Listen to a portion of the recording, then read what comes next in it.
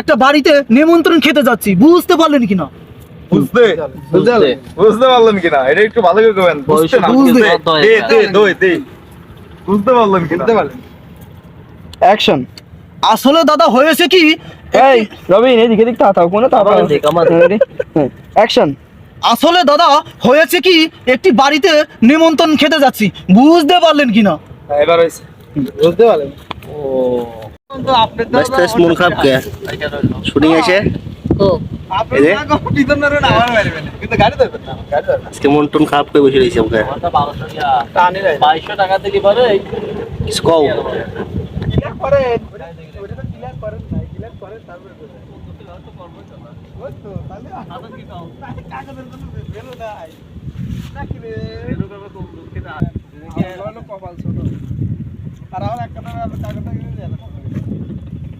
আলমগীর কি নাই দেওয়া